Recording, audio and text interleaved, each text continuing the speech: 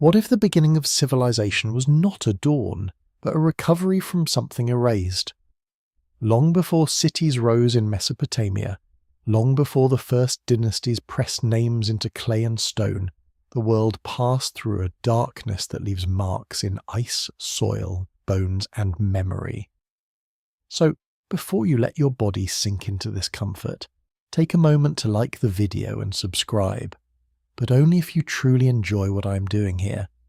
And if you are listening from somewhere quiet tonight, share your location and your local time in the comments. There is a problem hidden inside the ordinary story of human history. It is usually told as a long sleep followed by a sudden awakening. For hundreds of thousands of years, modern humans existed with minds much like ours, hands much like ours, fears and desires not so different from the ones that move through us now. They crossed deserts, followed herds, learned the moods of rivers and seasons, and painted animals that still seem to breathe in torchlight. And yet, according to the version of the story, they did not build the first great monuments or begin the road towards cities and written memory until very late, after the last ice age had begun to loosen its grip. Then, almost suddenly, the record changes. Stones rise, settlements thicken, ritual spaces appear with a confidence that feels older than their dates. People begin to store grain, carve symbols, and align sacred places with the sky. The old explanation says that agriculture allowed this to happen. Food surplus created villages, organization, monuments, and eventually the civilized world. It is a neat sequence, comforting in its order, but some discoveries make the order less comfortable. Some places suggest that belief, memory, and monumental labor may have come before the settled farming world that was supposed to make them possible. Some stones appear too early. Some symbols arrive already heavy with meaning. The fall, if there was one, may have begun around 12,900 years ago, when the climate of the northern hemisphere lurched back toward cold after a period of warming. The episode is known as the Younger Dryas, named after a small Arctic flower whose pollen became a signature of returning chill. To geologists, it is a climatic interval. To others, it is something more haunting, a scar crossing the edge of memory. The mainstream explanation remains cautious. Meltwater from collapsing ice sheets may have poured into the North Atlantic, disturbing ocean circulation and dragging parts of the world back into glacial cold. That explanation does not require fire from the sky. It asks only for ice, water, current, and time. But another hypothesis has refused to disappear. It suggests that a cosmic event, perhaps fragments of a comet, perhaps airbursts high above the surface, perhaps impacts hidden by ice and water, struck the Earth near the beginning of the Younger Dryas. Its supporters point to unusual materials reported in boundary layers. Platinum anomalies, microscopic spherals, nanodiamonds, signs of intense burning. Its critics argue that many of these signals are disputed, unevenly reproduced, or explainable by ordinary terrestrial processes. The argument is not settled, but the boundary still feels like a door that has never fully opened. Behind that door lies a question almost too large to handle gently. If a catastrophe struck the late Ice Age world, what exactly was lost? Most scholars would answer ecosystems, animals, climates, and ways of life. The great mammals were already under pressure from changing environments and human hunting. Cultures shifted, populations moved. The old world of mammoths, steppe grasslands, and ice margins began to collapse into something else. That alone is vast enough. But the more unsettling question presses against the silence. Could complex human communities have also been broken in that transition? Could later myths of floods, falling fire, and drowned ages preserve distorted memories of a real upheaval? No one needs to imagine glass towers or machines humming beneath the Ice Age moon. The more serious mystery is quieter. It asks whether human beings before the accepted rise of civilization may have developed networks of knowledge more sophisticated than the surviving record can easily show. Coastal settlements would have been among the most vulnerable. river mouths, shallow continental shelves, fertile lowlands, and shorelines that once held human camps or villages now lie beneath the sea. If memory lived there, the ocean became not only a grave but an archive sealed against easy reading. This is why the first traces after the cold interval feel so strange. Göbekli Tepe in southeastern Turkey rises from the early Neolithic world with carved T-shaped pillars, animal reliefs and circular enclosures that seem to belong to a society capable of organising labour and meaning before pottery, before metal, before the traditional city. It does not prove a lost civilization. It does not need to. Its existence is already enough to disturb old assumptions. It whispers that human symbolic life was deeper, older and more organised than the old ladder of progress allowed. And when a place like that appears near the long shadow of the Younger Dryas, it becomes difficult not to wonder what other sanctuaries were drowned, or what other records were burned before they could be carved into memory. Perhaps the real mystery is not whether an advanced ancient people died in a single night. Perhaps the real mystery is why the human story keeps returning to the same image. A world before this one, a flood, a fire in the sky, a few survivors carrying fragments forward. It appears in myth, but myth is not always simple fiction. Sometimes it is grief wearing a mask. Sometimes it is a warning made portable so that children can carry it long after the names of the witnesses are gone. And so the investigation begins not with certainty but with a quiet discomfort. The earth remembers abrupt cold. Stones remember hands. Sediments remember burning. Myths remember water. Somewhere between those memories, the official story of civilization begins to feel less like a straight road and more like a path rebuilt over ruins. If something happened at the Younger Dryas boundary, it may not have killed an empire in the way legends imagine. It may have done something slower and more devastating. It may have broken continuity. It may have scattered knowledge into fragments. It may have left descendants to mistake recovery for origin. And if that is true, then the first question is not who built the ancient world, but what kind of world had to vanish before the one we know could begin? If the world before the Younger Dryas was only a wilderness of scattered bands and simple tools, then why does the climate record feel less like a background change and more like the closing of a gate? A cold interval by itself does not prove the death of a forgotten people. Ice can return without burying a civilization. Winds can shift without erasing memory. But the strangeness of the Younger Dryas lies in its abruptness. It arrived after warming had already begun, when the great ice sheets were retreating and the world seemed to be moving toward a gentler age. Then, in a geological instant, the path bent backward. The temperature fell. Forests changed. Animals moved or disappeared. Human groups who had learned the rhythm of one landscape suddenly found themselves inside another. To imagine this only as a number on a climate graph is to miss the human weight of it. A few degrees of cooling can sound small when spoken calmly, but on the ground it can decide whether a valley feeds people or abandons them. It can move the tree line, shorten the growing season, dry wetlands, freeze passages, and alter the routes of animals that hunters had followed for generations. It can turn familiar rivers into dangerous corridors and familiar coastlines into places of hunger. The Younger Dryas was not a single storm that passed and left a broken roof behind. It was a long disturbance, more than 1,000 years of instability, pressing against communities that had no written maps, no global warning systems, and no safe distance from the weather. The old Ice Age world had already been changing. The great animals that filled late Pleistocene landscapes were living through pressure from many directions. Mammoths, mastodons, giant ground sloths, short-faced bears, and other enormous creatures had survived earlier climate swings, but the end of the Ice Age brought a different kind of transformation.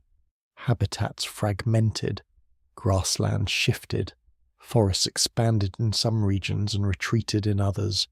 Humans, increasingly skilled and widespread, hunted, burned, adapted, and carried their tools into new territories. There is no need to reduce the extinction of the megafauna to one cause.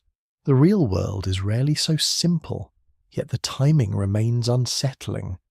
Around the same broad horizon, many of those ancient giants vanish, and with them disappears an entire emotional landscape of human life. For people living then, the death of those animals would not have been an abstract ecological event.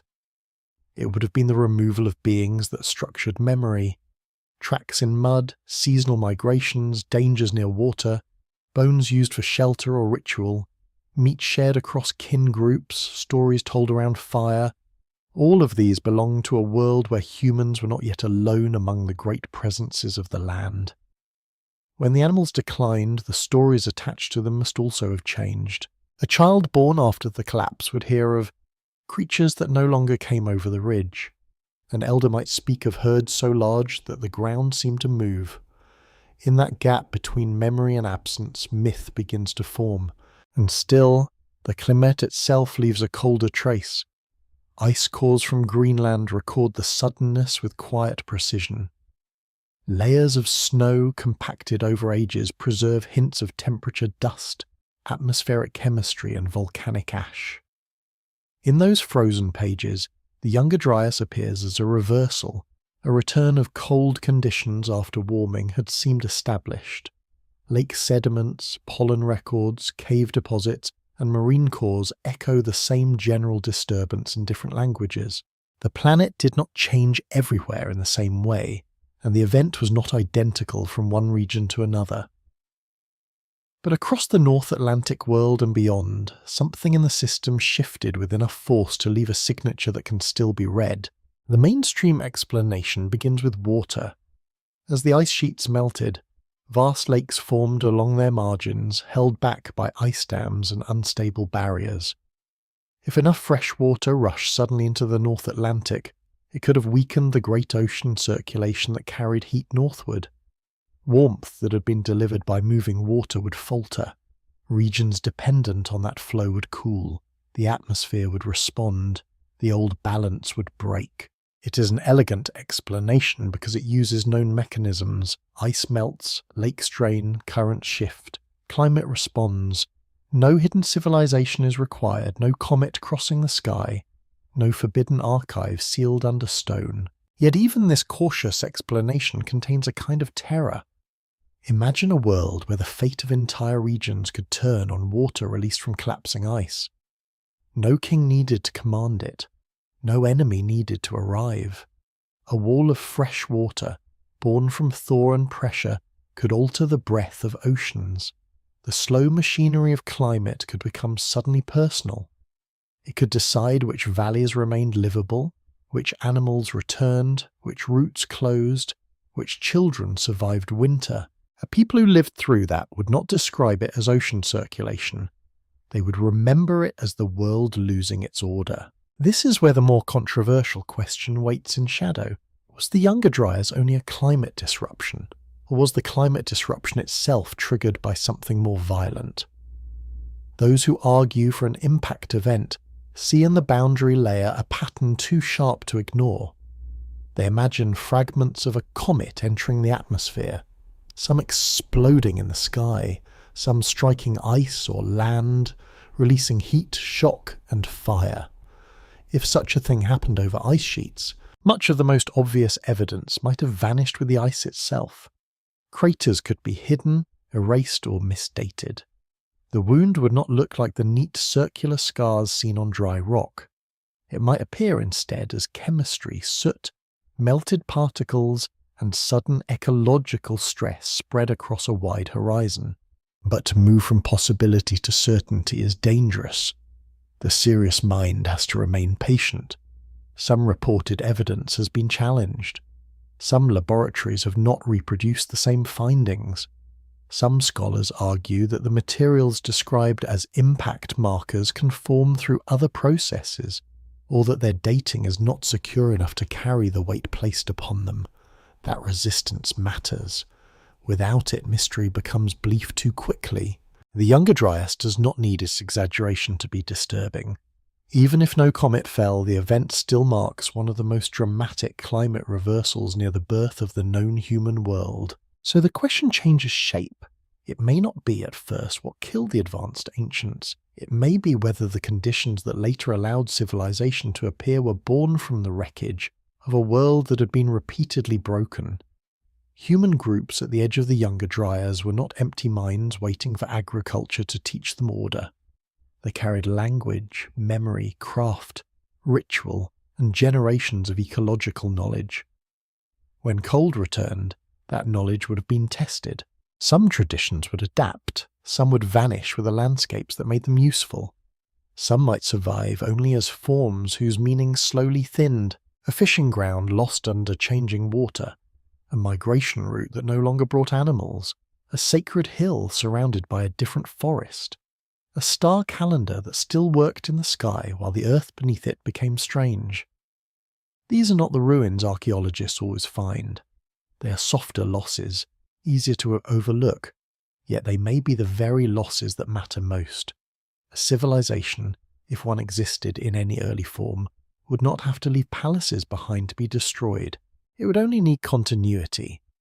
Break that continuity hard enough, and descendants may inherit gestures without reasons, monuments without names, warnings without the memory of what first made them necessary. The Younger Dryas, then, stands like a cold corridor between two worlds. On one side lies the deep human past, long, skilled, largely unwritten and only partly visible. On the other side lie the first great signs of the world we recognize: settlements, sanctuaries, domestication, monuments, and eventually cities. Between them is not a smooth bridge but a fracture, and in that fracture one hears the beginning of the older question again, quieter now but more difficult to dismiss. If civilization rose after the cold, did it rise for the first time, or did it rise because something in humanity had already learned how to begin again? If the Younger Dryas was a corridor between two worlds, then the next question is what opened that corridor so violently? Climate can change without warning in the human sense, even when nature has been preparing the change for centuries. Ice can weaken silently, oceans can move heat away from the north, winds can shift their old paths and carry dust where rain once fell. But there are moments in the record that seem to ask for something sharper than slow pressure. They do not prove an impact. They do not close the argument. They simply remain there, thin and dark, like ash at the bottom of a forgotten hearth. At several sites, researchers have reported unusual materials near the beginning of the Younger Dryas boundary. The language around them is careful in scientific papers, but the images they summon are not gentle. Microscopic spherules, formed when material melts and cools into tiny rounded beads. Platinum group anomalies, rare enough on Earth's surface to become meaningful when they appear in strange concentrations. Nanodiamonds, so small they belong almost to another scale of reality, and yet often discussed because certain forms can be associated with extreme pressure or high-energy events. Layers of soot and charcoal suggesting widespread burning across landscapes already strained by climate and human pressure. Each piece alone can be argued over. Together, for those who support the hypothesis, they form a pattern. The first great impact proposal arrived with force because it gave the boundary a single dramatic cause. A fragmented comet, perhaps part of a larger stream of debris, entered Earth's atmosphere near the end of the Ice Age. Some pieces may have exploded in the air, others may have struck ice, water, or land. If the largest fragments hit the Laurentide ice sheet, the evidence would not necessarily look like the cratered wounds left in desert stone. Ice is not a patient witness. It melts, moves, grinds, collapses, and carries away its own scars. A blow delivered to a continent of ice could become floodwater, vapour, fire, chemistry, and silence. That is the haunting elegance of the idea. It explains why a cosmic event could be enormous and still difficult to hold in the hand. A stone impact on dry land leaves a place one can point to. A high-energy airburst leaves damage spread through atmosphere and forest. As the Tunguska event in Siberia suggested in the 20th century, when trees fell across a vast region without a large crater to satisfy the imagination. An impact on ice could be stranger still. It could release energy into a surface that was already temporary, already doomed to retreat, already carrying lakes at its edges and meltwater beneath its skin. The wound would not remain as a monument. It would become a process. But every powerful idea has a danger. It can begin to gather every mystery into itself. A burned layer becomes impact. A broken culture becomes impact. A vanished animal becomes impact. A flood myth becomes impact. Soon the hypothesis stops being a question and becomes a net thrown over the whole ancient world. That is why the resistance from archaeology and geology matters. Many researchers have challenged the dating of samples, the identification of particles, the interpretation of charcoal, and the claim that the same boundary appears cleanly across far-flung sites. Some argue that wildfires can leave soot without the sky exploding. Some argue that platinum anomalies can have different sources. Some argue that extinctions unfolded over longer periods, not in one terrible instant. The script of the Earth is rarely written in one sentence. Mammoths did not vanish everywhere on the same morning. Human groups did not all experience the climate shift in the same way. Some places became colder, some drier, some unstable in other patterns. A theory that tries to turn every regional difference into a single global shock risks flattening the very complexity that makes the past real. Yet the opposite danger also exists. If evidence appears strange, scattered and uncomfortable, institutions sometimes prefer to leave it outside the main story until it becomes impossible to ignore. The history of science is filled with ideas once dismissed too quickly, and also with ideas that seemed thrilling but dissolved under better evidence. The Younger Dryas impact hypothesis lives uneasily between those two shadows. Perhaps that is why it holds such power. It is neither fully buried nor fully accepted. It remains a contested doorway. On one side stand researchers who see in the boundary layer a signal of cosmic violence. On the other stand scholars who see overinterpretation, uneven evidence, and the seductive pull of catastrophe. Between them, the ancient world waits without speaking. The soil does not care which side wins. It keeps its particles. It keeps its dark bands. It keeps the bones of animals and the tools of people who never knew they would become evidence in an argument thousands of years later. For the listener drifting near sleep, the most important thing is not to choose too quickly. Certainty can be a kind of noise. The deeper mystery begins when both possibilities are allowed to breathe.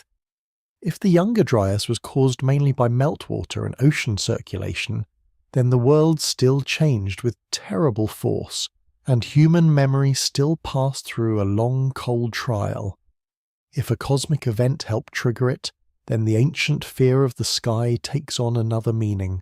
Those old stories of fire above and water below begin to feel less like imagination and more like memory broken into symbols. Somewhere in this debate lies the question of the advanced ancients, not as shining rulers of a lost empire, not as fantasy engineers with impossible machines, but as human communities whose knowledge may have been more developed than the surviving record can easily show. If they lived along coasts, rivers, and fertile basins, the very places most likely to hold early complexity were also the places most vulnerable to flood, erosion, burial, and sea level rise. If they watched the sky with care, a catastrophe from above would not only kill bodies, it would wound the meaning of the heavens themselves. The stars, once calendars and guides, would become warnings. Imagine survivors after such an event if there were survivors near its heart. The air dimmed by smoke, the animals gone from familiar paths, cold returning in seasons that no longer made sense, elders trying to explain a sky that had betrayed them, children learning rituals whose original purpose was half fear, half remembrance. In time, the details would change. A comet becomes a dragon. Airburst becomes divine anger. Meltwater becomes flood. Ecological collapse becomes punishment. The memory survives, but it no longer wears the clothes of observation. It becomes myth, because myth can travel where instruments cannot, and perhaps that is why the boundary feels so difficult to leave behind. It's not only a scientific dispute over particles in sediment, it is a question about how civilizations remember disaster when their records are destroyed.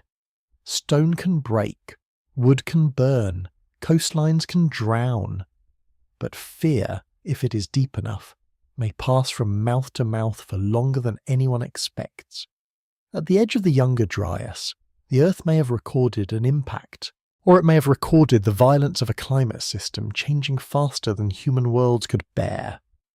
Either way, something crossed that boundary and did not return unchanged, and if the next clue is not in the soil, perhaps it is waiting in the places where people began to build as though they were trying to hold the sky still. If the next clue waits where people tried to hold the sky still, then the older clue waits in the bones of animals that never reached the world of written memory. Before temples, before cities, before names were pressed into clay, the late Ice Age was alive with giants.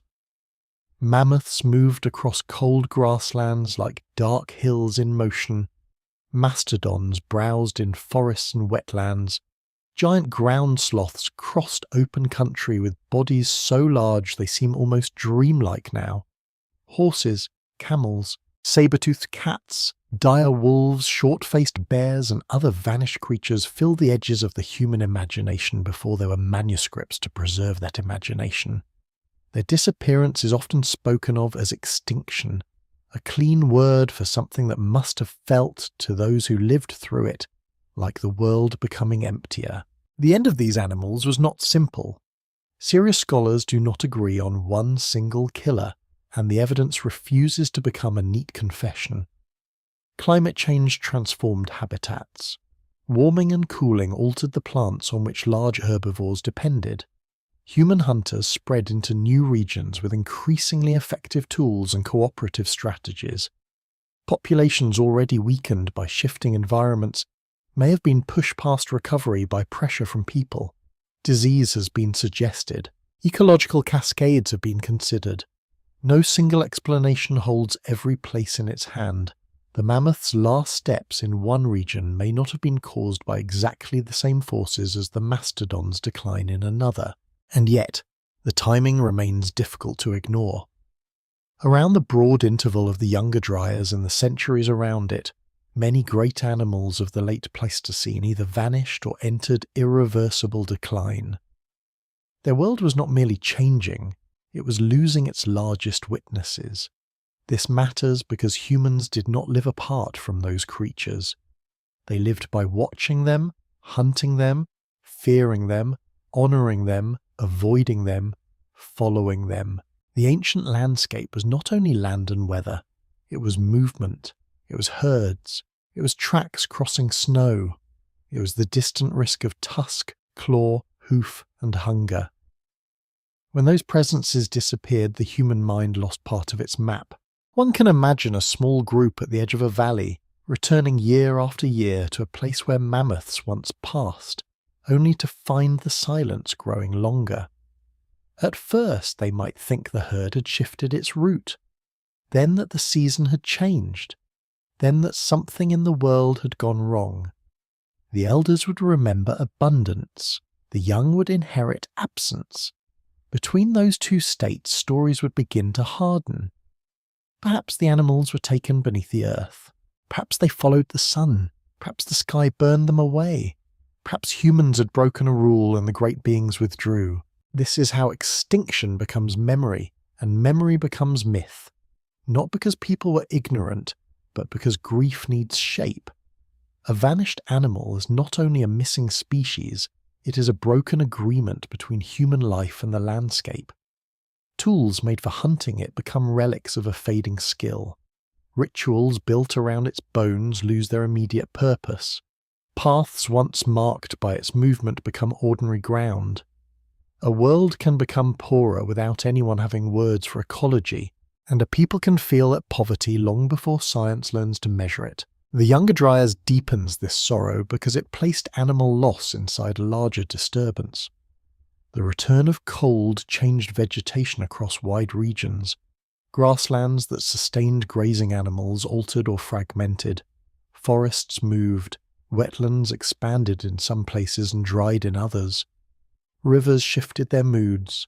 For animals requiring large ranges and stable food sources, this was not a small inconvenience. For humans depending on those animals, it meant that old knowledge became unreliable. A hunter could know every pass, every stream, every seasonal sign, and still find that the world no longer answered as it once had. If a cosmic event contributed to the boundary, then the scene becomes even darker. Fire sweeping across portions of a continent, smoke lowering the light, sudden heating followed by deep cold. Large animals caught in ecological chaos, their numbers collapsing faster than ordinary adaptation could manage. This is the version that draws the eye because it feels dramatic enough to explain the violence in the record. But even without the impact, the end remains severe. Climate alone, when abrupt enough, can be merciless. A slow crisis is still a crisis when a creature's children cannot find the food their ancestors found. The question of the advanced ancients enters here quietly. Suppose there were no great cities before the Younger Dryas, no stone capitals, no lost empire in the familiar sense. Even then, advanced knowledge may have existed in forms that do not fossilize easily. A people who understood animal migrations across vast territories, who tracked stars for seasonal timing, who knew plants, waters, stone sources, ceremonial routes and distant exchange paths, possessed a civilization of memory. Not a civilization of walls, perhaps, but of continuity. When the animals vanished and the climate broke its pattern, that continuity would have suffered like a body losing nerves. To modern eyes, a spear point is small. A carved bone is small. A pigment mark on stone is small.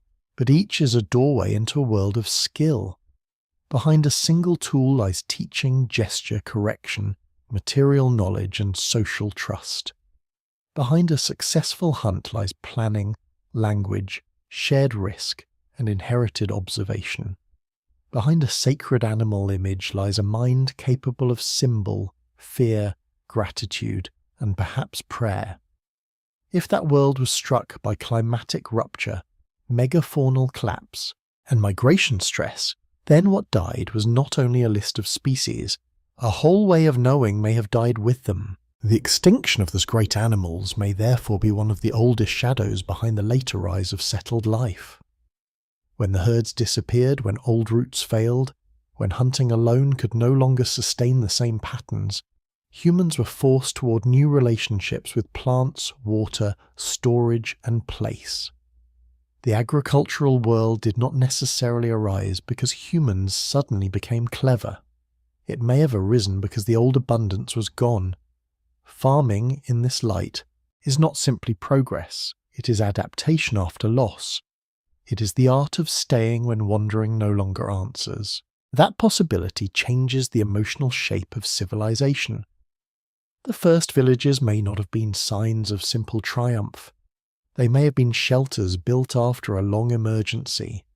The first stored grain may have carried not only hope, but fear of hunger remembered too well. The first ritual enclosures may have gathered people who were trying to speak with a world that had stopped behaving like the world of their ancestors. And the vanished giants, whose bones slept under mud, peat, tar, and frozen ground, may have remained in the human mind as evidence that an earlier age had truly existed. So when one asks what killed the advanced ancients, the answer may not be a single blade descending from the sky. It may be a web of endings, climate reversal, animal extinction, landscape collapse, lost coastlines, broken migrations, and perhaps, still debated, a shock from beyond the atmosphere.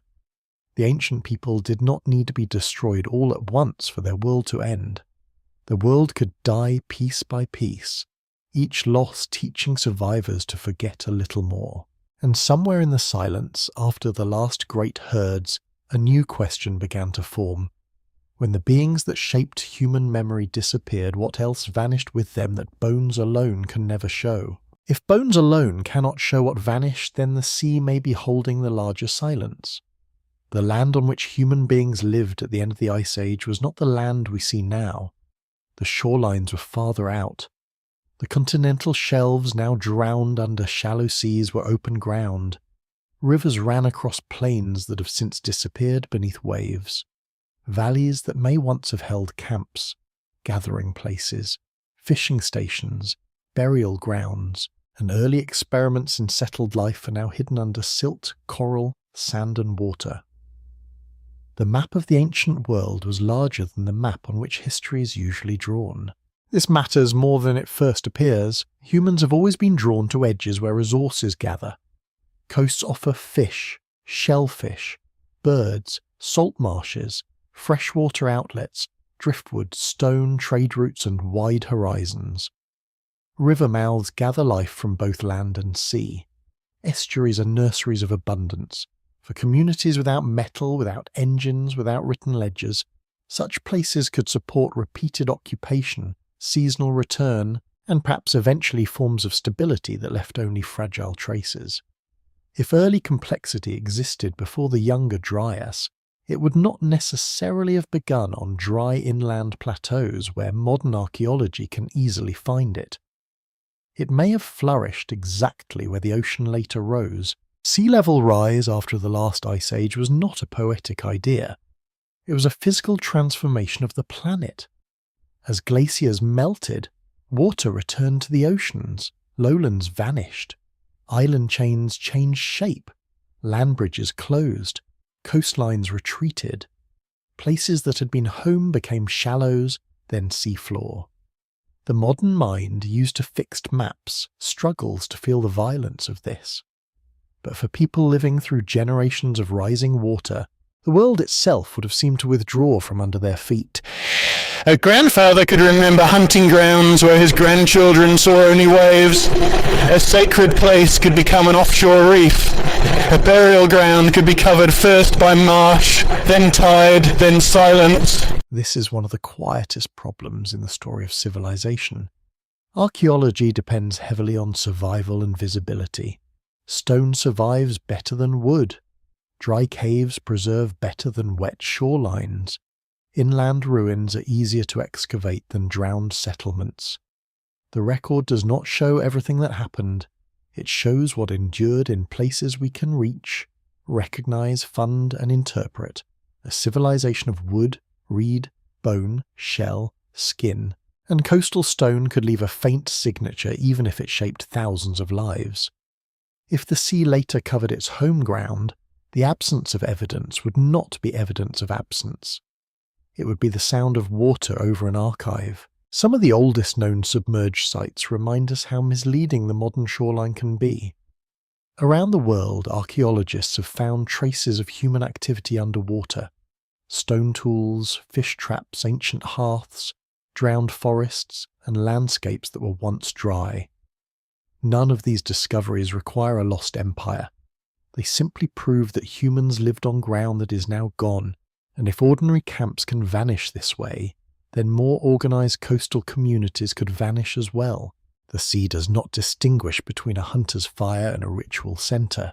It covers both with the same patience. The Younger Dryas stands near the emotional center of this loss because it belongs to the age when ice, water, and climate were rearranging the human world. The cold reversal itself did not cause all sea level rise, and the processes were complex. But the broader deglacial world was unstable. Meltwater pulses, shifting coastlines, collapsing ice margins, and changing habitats formed the background against which human societies adapted. In some regions, land was exposed only to be lost later. In others, coastlines changed in ways that would have forced movement, memory, and grief into new patterns. A people could survive such changes and still lose the continuity that made their world understandable. This may help explain why flood traditions carry such force. It is easy to dismiss them as stories born from ordinary river floods, because floods are common and human beings remember danger. But many flood myths feel larger than seasonal disaster. They speak of the drowning of worlds, of former ages swallowed, of survivors beginning again. Perhaps these stories do not preserve one single event. Perhaps they are layered memories, local floods, rising seas, tsunamis, storm surges, glacial outbursts, and the long grief of shorelines disappearing generation after generation. Over time, many waters become one flood. Many losses become one before and one after. If they were advanced ancients, their advancement may have been coastal in ways difficult to recover. Navigation, tide knowledge, star paths, seasonal winds, fish migrations, shell working, boat building, long-distance exchange, and ritual calendars tied to sea and sky could have formed a sophisticated world without leaving pyramids behind. The ocean encourages connection. A boat can carry not only goods but stories, symbols, marriages, songs, warnings, and techniques. A coastline can become a chain of memory. Break that chain, drown its harbours, scatter its people inland, and later generations may inherit fragments without the map that once joined them. This is where the idea of a reset becomes less theatrical and more human. A reset does not need every city to fall in one burning night. It can happen when the places where knowledge is stored disappear. A teacher dies before passing on a route. A shoreline camp is abandoned. A sacred marker is swallowed. A seasonal meeting place is lost. A boat tradition weakens because the communities it connected are gone. After enough such losses, people still live, but the old network no longer breathes. They carry pieces of it into new lands, and those pieces begin to look like sudden invention when archaeologists find them later. The first farming villages, the first ritual enclosures, and the first monumental stones may therefore be less like the opening page of a book than the surviving page after many others were washed away. Inland sites may seem first because the true earlier sites lie underwater. High places may appear sacred because low places were lost. Stone may become more important because wood and memory failed. The survivors of changing coastlines might turn toward hills, caves, and durable monuments, not from simple ambition, but from the knowledge that the world can erase what is not anchored deeply enough. And so the drowned shelves of the world remain among the most important unread chapters of human prehistory. Beneath the North Sea, beneath the Persian Gulf, around the edges of India, Japan, Southeast Asia, Australia, the Americas, and the Mediterranean, there are old landscapes hidden under blue silence. Some may hold only scattered tools, some may hold nothing at all, but some may hold the missing geography of human memory. If the Younger Dryas and the age around it broke continuity, the sea may have hidden many of the places where that continuity once lived. And if one wants to know what really vanished before civilization rose, perhaps the question should not begin on land, but at the edge of the tide, where the ancient shore continues downward into darkness. If the ancient shore descends into darkness, then the next visible stone rises on a hill far from the sea. Göbekli Tepe does not look like a place that should exist where it does. It stands in southeastern Anatolia, on high limestone ground. For a long time that hill seemed ordinary. Farmers knew there were stones in it. Then excavation revealed circles, pillars, carvings, and a depth of time that unsettled the old sequence. Here was monumental architecture before the familiar package of civilization had supposedly arrived. The most disturbing thing about Göbekli Tepe is not only its age, it is its confidence. The oldest enclosures do not feel like hesitant experiments. They feel planned. T-shaped pillars, some weighing many tons, stand in circular spaces with carved animals moving across their surfaces. Foxes, snakes, boars, birds, scorpions, wild cattle, and creatures whose meanings have slipped beyond recovery. These were not casual stones. They required quarrying, shaping, transporting, arranging, feeding workers, and carrying a shared idea strong enough to move bodies through difficult labour. Even if the builders were not city dwellers, they were not simple in the way the old story once imagined. This is where the chronology becomes quietly dangerous. Göbekli Tepe belongs to the early Neolithic world, before pottery was common in the region, before the great cities of Sumer, before kings, palaces, and written accounts. The older model often imagined that farming came first, then villages, then surplus, then temples. But Göbekli Tepe asks whether the temple, or something like it, came before the fully settled village. It asks whether belief gathered people before grain held them down. It asks whether the hunger for meaning was one of civilization's first engines. And yet the word temple may already be too certain. No one living can say exactly what the enclosures were for. They may have been ritual centres, gathering places, memorial landscapes, feasting sites, ancestral sanctuaries, or something for which modern language has no clean category. The pillars themselves may be stylized human forms, silent bodies watching the centre. They're elongated, faceless, immense. They seem less like portraits than presences. The animals around them do not behave as decoration. They circle, threaten, guard, remember. The whole site feels like a meeting between the human, the wild, and the unseen. Near the story of the Younger Dryas, this matters deeply. Göbekli Tepe was built close to the end of that cold interval and the beginning of the warmer Holocene world. It does not prove a lost civilization before the catastrophe. It does something more subtle. It proves that human organization, symbolic thought, and monumental labor were already far more developed at that threshold than older assumptions allowed. If people could raise such stones at that time, then one must ask what forms of knowledge had been developing before the stones appeared. A monument is rarely born from nothing. It is usually the visible flower of hidden roots. Those roots may have been carried through unstable centuries. The Younger Dryas changed landscapes and food systems across large regions, but humans did not wait passively for the climate to become kind again. They adjusted, gathered, remembered, experimented, and watched.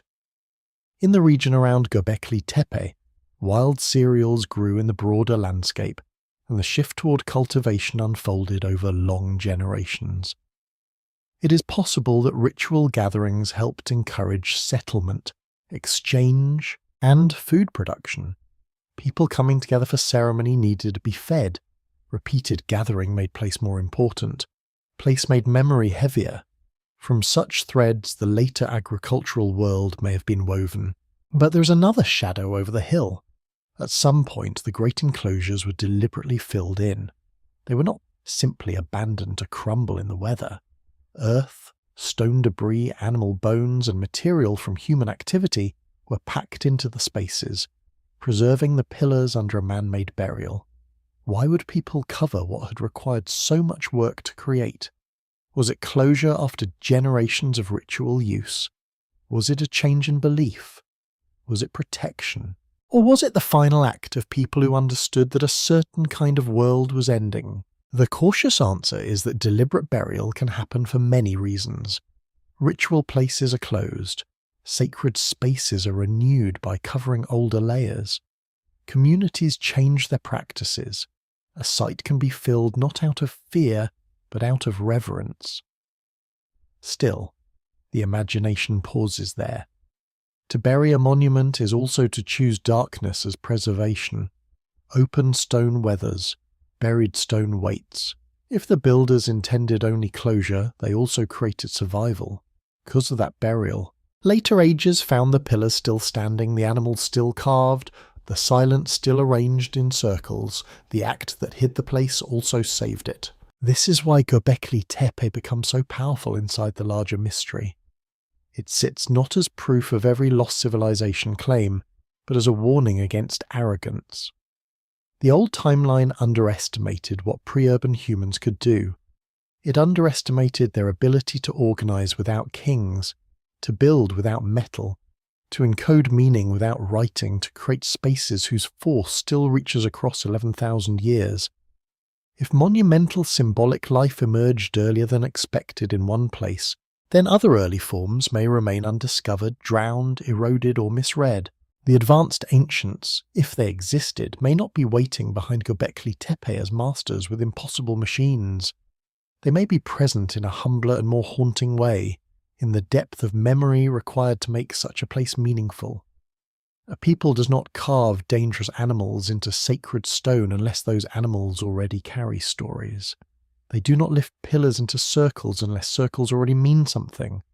They do not bury a sanctuary unless burial itself speaks inside their world. It tells us that by the time the first known stones rose there, the invisible history behind them was already old. So the hill remains, half revelation and half refusal. Its pillars stand like witnesses who have sworn not to use words. Around them, the end of the Younger Dryas fades into the first warmth of the Holocene, and the road toward farming, villages and civilization begins to appear. But the stones do not feel like a beginning. They feel like something gathered after a long night, something rescued, something made durable because other things had failed to survive. And if Göbekli Tepe is the first visible message after the rupture, then the next question is not only who built it, but what fear, what memory, or what vanished world made them build in stone at all. If Göbekli Tepe was the message after the rupture, then its burial may be the strangest part of the message. Stone is usually raised to be seen. Pillars are set upright so that the living can gather around them, so that shadows can move across them, so that memory can remain in the open air. But at Göbekli Tepe, the great enclosures were not left only to weather, collapse, and be forgotten by accident. They were filled, covered, sealed under earth and debris. A place built with immense effort was returned deliberately to darkness. No one can say with certainty what the act meant. It may have been ritual closure. It may have marked the end of one sacred cycle and the beginning of another. It may have reflected changing beliefs as people settled more firmly, farmed more deeply, and built new relationships with land and animals. A sacred place can be buried not because it is feared, but because it is honoured. Many cultures have treated burial as preservation, transformation, or return. To place something beneath the earth is not always to discard it. Sometimes it is to give it to time, and yet the image remains difficult to shake. People came to a hill where enormous stones stood in circles. They carried material into those spaces. They filled the emptiness between pillars. They covered carvings of foxes, snakes, birds, boars, and strange signs with soil. They hid the faceless forms that had once watched over gatherings. It would have taken labour. It would have taken intention. This was not the slow carelessness of abandonment. It was an action, and actions leave questions where words are missing. Why bury a sanctuary? Why silence a place that had gathered so much meaning? Perhaps the builders believed that exposed sacred things could become dangerous once their proper age had passed. Perhaps they thought memory needed to be hidden to survive. Perhaps the place had become associated with ancestors, spirits, or a world no longer reachable. Or perhaps the people who filled it were not the same, in knowledge or feeling, as the people who first raised it. They may have inherited stones whose original meanings had already become partly obscure. They may have known enough to revere them, but not enough to continue them. That possibility carries a quiet sadness. A tradition can survive after understanding has begun to fade. Children can repeat gestures taught by elders without knowing the first reason those gestures were made. A symbol can become powerful precisely because no one can explain it anymore. It stands between memory and forgetting, charged with absence. If the later builders at Göbekli Tepe were working inside a fading tradition, then the burial of the site may have been less like destruction and more like a final attempt to place an inherited mystery where it could no longer be harmed. The Younger Dryas had ended by the time the site's later phases moved towards closure. The world was warming again. Wild landscapes were changing. Communities in the wider region were experimenting with more settled ways of life. The relationship between humans and certain plants and animals was shifting toward domestication. This was not only a technical change, it was an emotional and spiritual change. To cultivate is to make a promise to a place. To store grain is to imagine a future that can be guarded. To live more permanently in one landscape is to bind memory to walls, hearths, paths, and fields. Perhaps the old gathering places no longer answered the needs of the new world. The people who once moved across seasonal routes may have begun to gather differently. The wild animals carved on the pillars may have belonged to a mental universe where humans negotiated with powerful non-human presences. As farming expanded, that universe did not vanish at once, but it changed. Wild cattle, boars, foxes, snakes, and birds may have carried meanings rooted in an older life of hunting, danger, and movement. As fields replaced some parts of that life, the stones may have become relics of a relationship with the wild that was slipping away. There is another possibility, more fragile but more haunting. If people in the generations after the Younger Dryas carried memories of disorder, cold, hunger, burning, or water, then a place like Göbekli Tepe may have served as a container for those memories. Its stones may not have been built merely to worship, but to organize fear. The circle, the pillar, the animal sign, the gathering feast, all could have helped transform trauma into ritual. When people cannot change what happened, they often build forms around it. They make calendars, ceremonies, prohibitions, stories, and sacred spaces. They give terror shape so that it does not remain everywhere at once. Burial, then, could be a second transformation. First, the memory is raised in stone. Later, it is placed under earth. Not erased, exactly, but moved out of the open world.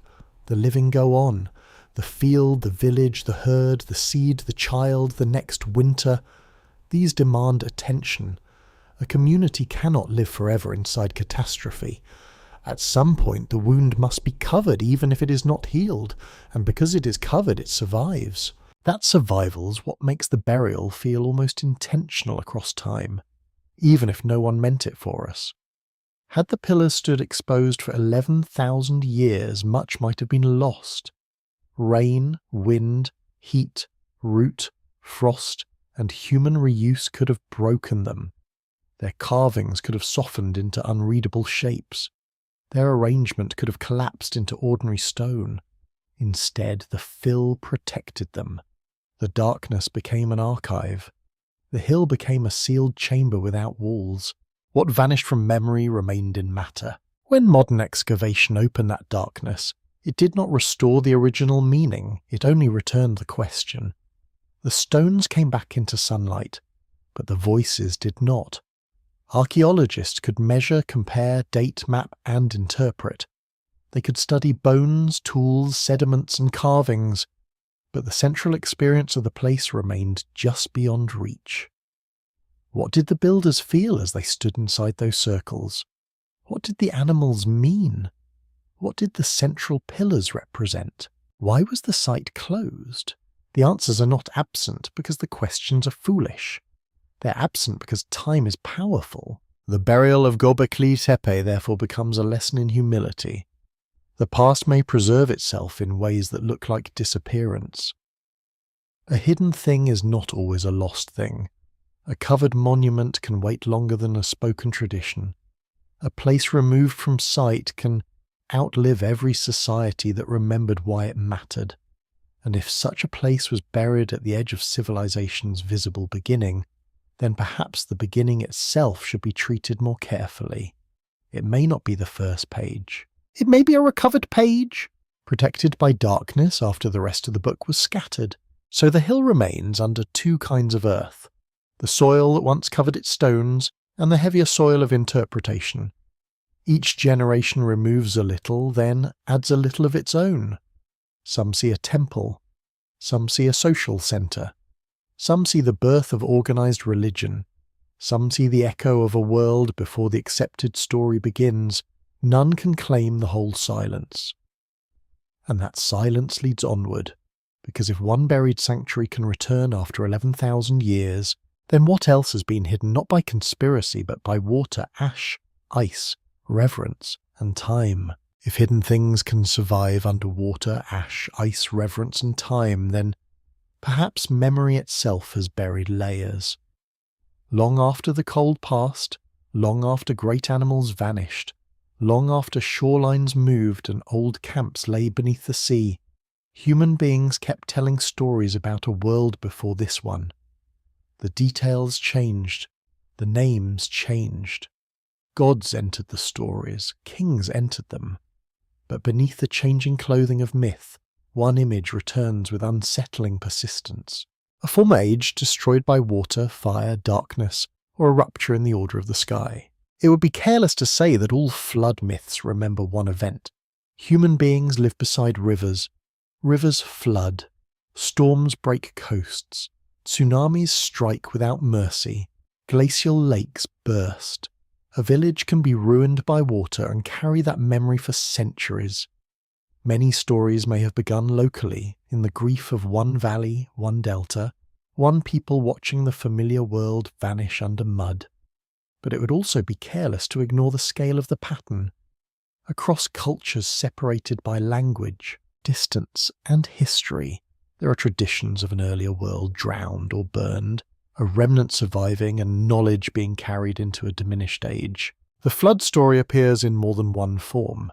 Jusudra, Utnapishtim, and later versions attached to Noah all belong to a broad ancient Near Eastern memory of warning, vessel, deluge, survival, and beginning again. The Sumerian king list speaks of kingship descending from heaven, ruling through cities before the flood, then being re-established after it. The long reigns and divine framing do not read as ordinary history, yet they carry a structure difficult to dismiss emotionally. Before the flood, there was order. After the flood, order had to return. In Greece, Deucalion and Pyrrha survive a world-cleansing flood. In India, Manu is warned of a great flood and preserves life through the waters. In Mesoamerican traditions, the world exists through successive ages, with earlier creations destroyed by flood, fire, wind, or other forces. In many indigenous traditions, water covers the world and the present landscape is born from catastrophe. These stories should not be flattened into one simple code. They belong to different peoples and sacred systems. Yet the recurrence of destruction and renewal keeps pressing the same quiet question.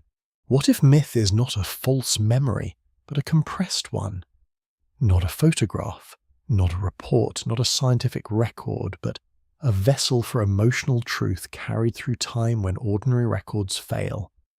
A flood myth does not have to preserve the exact year of sea level rise to carry the terror of a drowned homeland. A tale of fire falling from the sky does not have to describe an impact plume to preserve the fear of celestial violence. A story of gods punishing human arrogance may be a later garment wrapped around an older wound. This is where the Younger Dryas returns, not as proof, but as a gravitational pull. Around the time when the known world was reorganizing after the Ice Age, there were real forces capable of generating memories of destruction. Ice melted, waters rose, landscapes shifted, cold returned abruptly, animals disappeared. Fire may have scarred vast regions, whether through ordinary climate-driven burning, human-set fires, or something more violent and still disputed. Any one of these could produce trauma.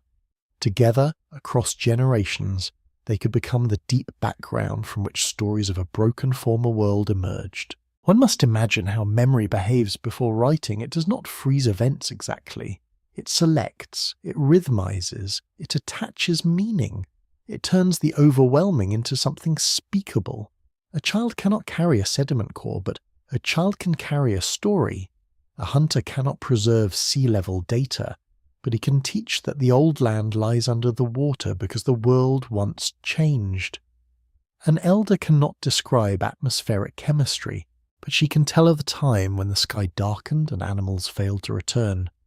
Over centuries, the names of witnesses vanish, but the pattern remains. The most haunting part is that myth often remembers not only destruction, but instruction. Survivors do not merely live, they receive knowledge, warnings, laws, seeds, calendars, or sacred obligations. They are told how to rebuild. In many traditions, those who survive do so because they listened, prepared, built, climbed, or kept faith with a warning that others ignored. Catastrophe in these stories is not only an ending, it is the origin of responsibility. If they were advanced ancients, this is where their shadow may have entered later tradition. Not as a race of perfect beings, but as the remembered keepers of a before world, the teachers after the flood, the semi-divine bearers of arts, the civilizing figures who arrive from the sea or sky, may reflect the way traumatized descendants understood survivors with knowledge from a lost order. A person who preserves astronomy after catastrophe may later become a star-wise god. A navigator who brings seeds to a new coast may become a culture hero. A builder who knows how to align stone and season may become more than humane in stories told by grandchildren who can no longer explain where such knowledge began. But this idea must remain careful. Myth is not evidence in the same way a dated artifact is evidence. It can illuminate possibilities, not prove them. The danger lies in forcing every sacred story to serve a modern theory. These traditions belong first to the peoples who carried them, and their meanings are richer than any single hypothesis about comets, floods, or vanished civilizations. To use them well, one must listen for echoes without claiming to own the voice. Still, the echoes are there. Flood, fire, darkness, former age, survivors. Knowledge carried through ruin. The pattern does not demand belief in a single lost city, nor does it permit easy dismissal. It asks whether the rise of civilization may have unfolded beneath the pressure of remembered disaster. It asks whether early monuments, calendars, and rituals were only expressions of faith, or also technologies of memory. And so, after the stones of Göbekli Tepe and the drowned coasts, the investigation turns toward the oldest stories humanity kept repeating. Perhaps they are not maps to one vanished empire. Perhaps they are weathered fragments of many losses fused into one ancestral warning. Beneath their gods and monsters, there may be a simpler human voice saying that the world has ended before, that the living walk on the ruins of what others lost, and that survival depends on remembering before memory becomes only a tale told in the dark. If memory became a tale told in the dark, then the sky may have been the page on which the oldest warnings were written. Long before writing fixed words into clay, people watched the heavens with a patience modern life can barely imagine. They watched not as dreamers only, but as survivors. The sky told them when animals moved, when plants ripened, when rains might come, when cold would return, and when seasons turned back toward danger. To live before calendars was not to live without time. It was to live inside a calendar too large to hold in the hand. This is why ancient astronomy should not be treated as ornament. It was practical, sacred, emotional, and ancestral. A star rising before dawn could announce a season. A solstice could mark the hinge of the year. The moon's changing face could guide ritual, travel, and memory. The heavens were not separate from survival. They were the machinery by which communities placed themselves inside change. If the Younger Dryas taught anything to those who endured its long instability, it may have taught that the world can turn against those who stop watching. After catastrophe, sky knowledge would become more than useful. It would become moral. To remember the sky would be to remember that order is fragile. The regular path of the sun would comfort people who had seen weather behave like madness. The return of constellations would suggest that something above the broken earth remained faithful. A monument aligned to sunrise, sunset, or a star would not merely measure time, it would bind the living to a promise that the pattern still existed. This may be one reason early monuments so often look upward, even when they are made of earth and stone. Across the ancient world, builders oriented structures towards celestial events, solstices, equinoxes, lunar standstills, prominent stars, seasonal risings. Not every alignment is intentional, and not every claimed pattern survives careful study. But enough real alignments exist to show that many early societies cared deeply about the sky. In Egypt, Mesopotamia, Britain, Mesoamerica, and many places, Celestial order entered agriculture, kingship, ritual, and the architecture of power. But the deeper question is whether some of this knowledge grew only after settled civilization, or whether settled civilization inherited part of it from older ways of life. Hunters, gatherers, navigators, and seasonal travellers had every reason to know the heavens. A people moving across large territories could use stars, winds, animal behaviour, plant cycles, and horizon points with great sophistication. They did not need cities to observe the sky across generations. They needed memory, discipline, and elders who could teach what could not be guessed in one lifetime. This is the quiet form of advancement that often escapes the imagination. Modern people tend to measure ancient intelligence by machines, writing, and buildings. But before writing, precision could live in bodies and stories. A chant could preserve a route. A ritual could preserve a date.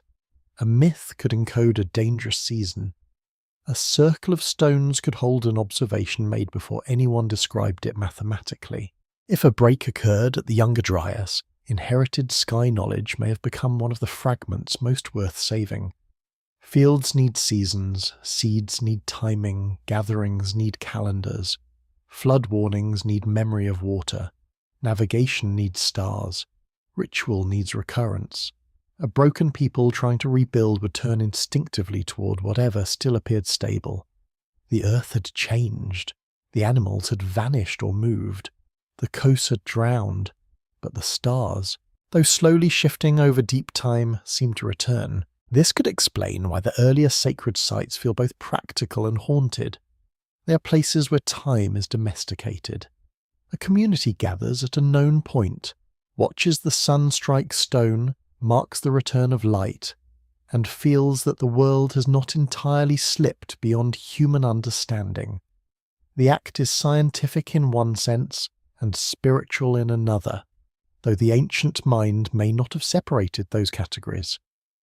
To know when the sun returns is to know when life returns. The controversial readings of Göbekli Tepe belong to this larger atmosphere. Some researchers have proposed that certain carvings, including the famous so-called vulture stone, may encode astronomical information or even memories of a cosmic event. Others remain unconvinced, warning that such interpretations may impose modern patterns onto symbols whose meanings are lost. Both cautions matter. The carvings are real, the proposed decoding is debated. But even without accepting any single star map, the site's symbolic richness suggests a people concerned with animals, death, identity, and sky. Here the advanced ancients appear again, not as a finished civilization, but as carriers of long memory. Suppose the builders and their ancestors had watched the heavens for countless generations.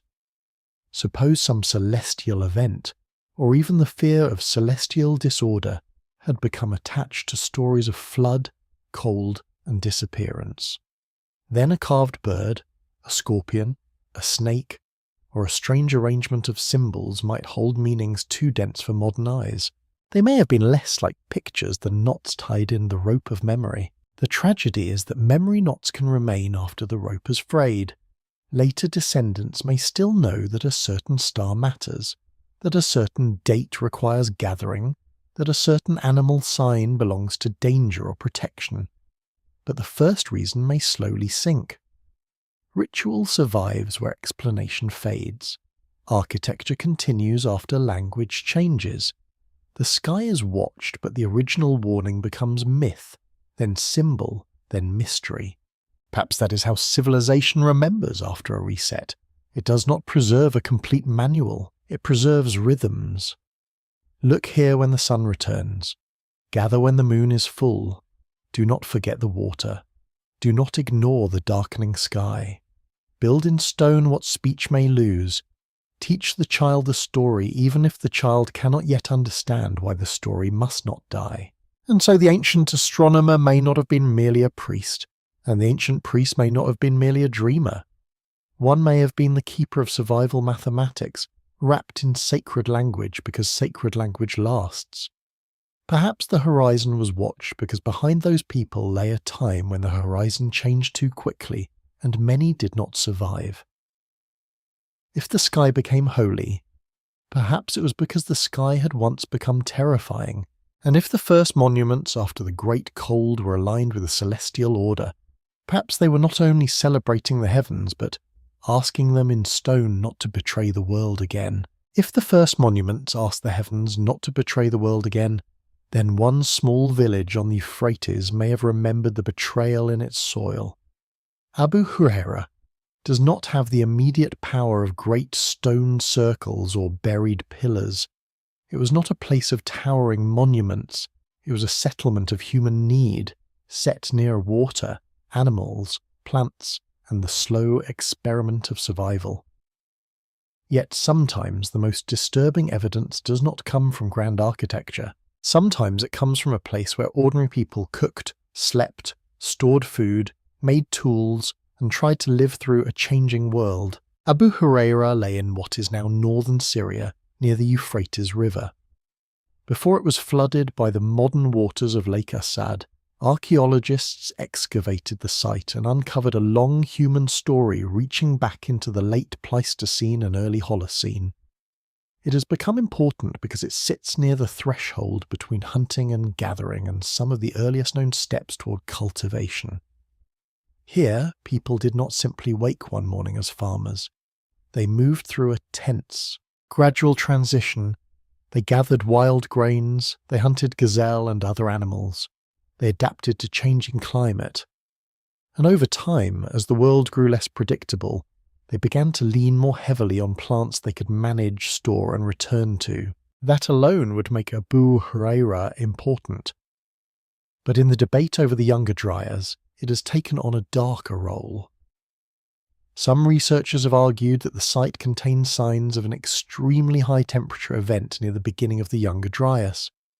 They have pointed to melted materials, unusual glassy fragments, and mineral changes that they interpret as evidence of a cosmic airburst or impact-related firestorm. In their view, Abu Hureyra was not merely a village touched by climate change. It may have been one of the places where the sky's violence reached the ground. The claim remains controversial. Other scholars urge caution, as they should. High-temperature materials can be difficult to interpret. Deposits can be disturbed. Dating can be complex. Extraordinary claims require stubborn evidence. Yet the image is hard to forget. A human settlement at the edge of one of the greatest transitions in history, caught in a moment of heat so intense that ordinary explanations begin to strain. Whether the cause was cosmic, local, or still misunderstood, Abu Hureyra forces the mind to place catastrophe not in abstraction but inside a village. A village changes the question. It is one thing to speak of boundary layers, platinum anomalies, or microspherules. It is another to imagine people hearing the animals before dawn, grinding seed, tending fire, repairing a tool, watching the river, and then facing a force that none of their inherited signs could explain. The people of Abu Hureyra were not symbols. They were bodies with hunger, kinship, memory, and fear. If disaster touched them, it did not touch a theory. It touched hands, roofs, stored food, sleeping children, and the fragile arrangements by which life continues from one day to the next. The settlement also reveals something quieter than fire. It shows adaptation under pressure. Before the Younger Dryas, people in the region relied on a broad mix of wild foods and hunted animals. As climate conditions shifted, some preferred resources became less reliable. Dryness and cold altered the availability of plants. The old abundance narrowed. In that narrowing, human behaviour changed. People gathered different plants. They worked harder to extract food from tougher sources. Eventually, cultivation began to make more sense not as a triumphant invention, but as an answer to uncertainty. This is one of the most important reversals in the story. Agriculture is often described as progress, the brilliant step that lifted humanity into civilization. But at places like Abu Hureyra, it can also look like stress made visible. When the wild world no longer gives as before, people begin to bargain differently with the land. They save seeds, they return to patches, they protect what grows, they store against hunger, they accept labour in exchange for predictability. Farming may have been born not only from opportunity but from anxiety. It may be one of the oldest technologies of fear. If so, the first farmers were not simple pioneers walking happily into a better age. They may have been survivors, adapting after climate had taken away older certainties. Their knowledge was not primitive, it was detailed, experimental and intimate.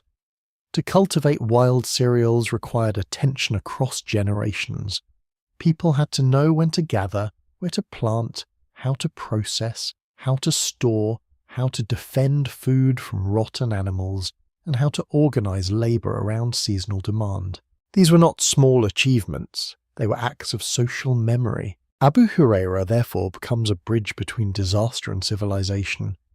On one side is the late Ice Age world of hunters, gatherers, gazelle, wild grains and mobility. On the other is the Neolithic world of cultivation, storage, settlement, and deeper attachment to place. Between them lies the Younger Dryas, with its cold breath and unsettled skies. Whether or not a cosmic event burned the village, the people there lived through a genuine rupture. Their descendants, or those who came after them, faced a world that required different answers. This is where the idea of advanced ancients must become more careful again. Advancement does not have to mean hidden machines or vanished empires. At Abu Hureyra, advancement may mean the ability to read a damaged landscape and survive inside it. It may mean preserving plant knowledge when animal patterns failed. It may mean turning gathering into cultivation, ritual into seasonal discipline, memory into stored food. These are quieter forms of intelligence, but without them, the later world of temples, cities, and written records could not have risen. And if the Younger Dryas was remembered in later myth as punishment, flood, fire, or the anger of heaven, then places like Abu Hureyra may show the human root beneath the story. A village burns, a climate shifts, food systems break, people adapt or die. Generations later, the details blur. The river remains, the hunger remains, the fear of the sky remains. The story becomes larger than the place, because the wound it describes was never only local. So Abu Hureyra does not solve the mystery, it deepens it. It reminds us that the boundary was not only a line in sediment, but a lived threshold. Somewhere near that threshold, people learned to change their relationship with the earth. Whether under smoke from distant fires, cold winds from shifting climate, or a burst of heat from above, they began to build the habits that would one day be called civilization. And perhaps the most unsettling possibility is that civilization didn't begin when humans became secure, but when they became afraid of losing everything again. If civilization began partly from fear, then fear can also distort the way later generations read the past. A broken world invites explanation. A sudden cold interval asks for a cause. Extinct animals ask for a killer. Buried sanctuaries ask for a lost message. Flood myths ask for a drowned memory. And when all these questions gather in the same dim room, the mind begins to search for one hidden hand behind them. This is natural. It is also dangerous. The past is not obligated to satisfy the human hunger for a single answer. This is why the argument against the grand mystery must be allowed to speak. Not because it destroys wonder, but because it protects wonder from becoming too easy. Many archaeologists, geologists, and paleoclimatologists remain skeptical of the Younger Dryas impact hypothesis. Their caution is not always a defense of old dogma. Often it is the ordinary discipline of evidence. They ask whether the reported impact markers are consistently present at the right layers. They ask whether nanodiamonds have been correctly identified. They ask whether spherules and magnetic grains might form through wildfires, volcanism, lightning, industrial contamination in modern samples, or other natural processes. They ask whether the dates line up tightly enough to support one event rather than many regional events placed too close together by imagination. These questions may sound dry, but they matter. A boundary layer is not a confession. Sediment can be disturbed by roots, burrowing animals, water, erosion, and later human activity. Charcoal can travel. Particles can be misread. A sample taken from one place may not represent a continent. A signal that appears dramatic in one laboratory may look weaker in another. Science advances through this discomfort. It does not simply ask whether a claim is beautiful. It asks whether the claim can survive repetition. The extinction of the late Pleistocene animals also resists a single dramatic cause. In some regions, species declined before the sharpest Younger Dryas cooling. In others, they survived beyond it. Mammoths lingered on islands long after their mainland relatives vanished. Some animals were more vulnerable than others. Human hunting pressure was not the same everywhere. Climate change did not affect every landscape in the same pattern. A comet, if it happened, might have been one factor in a larger collapse, but proving that it was the central killer is far harder than imagining it. The world does not always end in one instant. Sometimes it ends unevenly, like a fire moving through damp wood. The same caution applies to the idea of advanced ancients. It is tempting to place a lost civilization behind every early achievement, because that makes the suddenness of the archaeological record feel less strange. But human beings before cities were already capable of extraordinary things. They painted deep caves with breathtaking skill. They crossed seas. They made ornaments, tools, shelters, and ritual objects. They remembered landscapes across generations. They may have gathered in large numbers for ceremony without needing kings, writing, or permanent urban life. To call them advanced only if they resemble later civilizations is to misunderstand their intelligence. To invent a vanished empire where ordinary human brilliance is enough may accidentally make real ancient people smaller. There is also a problem with the word lost. Much of the past is lost because time destroys almost everything. Organic materials decay, campsites vanish, shorelines move, rivers cut through older deposits. Later people build over earlier places. The archaeological record is a damaged mirror. Its gaps do not automatically point to suppression, conspiracy, or a hidden golden age. Sometimes a gap is only a gap. Sometimes silence is produced by mud, water, acid soil, erosion, or the simple fact that a wooden world does not last as long as a stone one. Yet skepticism has its own danger. It can become a habit of refusal. It can grow so accustomed to defending a model that it forgets the model is only a tool. The history of archaeology includes many moments when possibilities once dismissed became accepted after better evidence appeared. The peopling of the Americas is one example. For decades, older dates were resisted because they did not fit the dominant framework. Slowly, sites accumulated, methods improved, and the timeline stretched back. The past did not change. The permission to see it changed. So the careful path is neither blind belief nor automatic dismissal.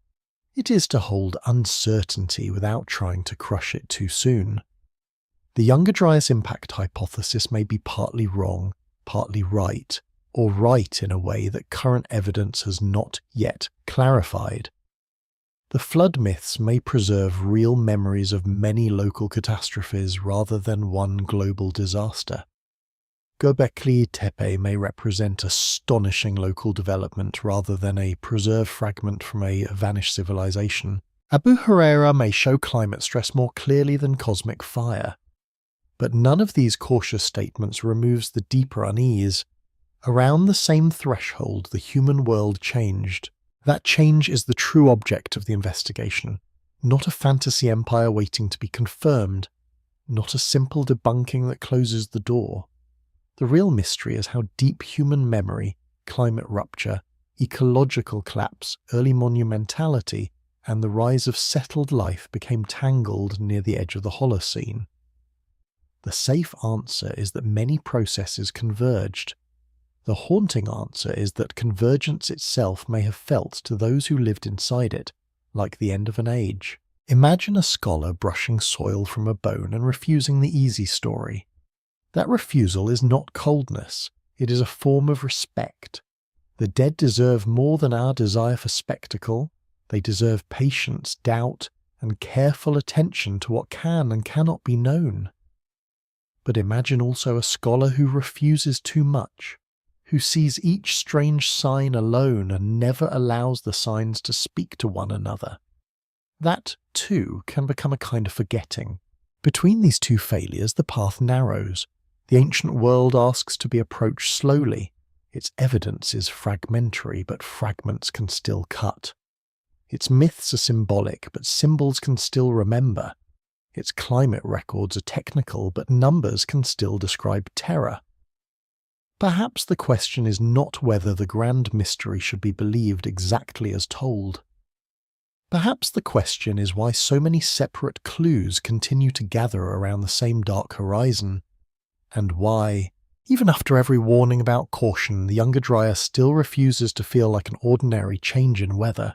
If the Younger Dryas refuses to feel like ordinary weather, then perhaps the deeper story is not only in the evidence itself, but in the way evidence survives resistance. Some ideas disappear because they are weak. Others disappear because they arrive before the world has enough instruments, samples, patience or courage to receive them.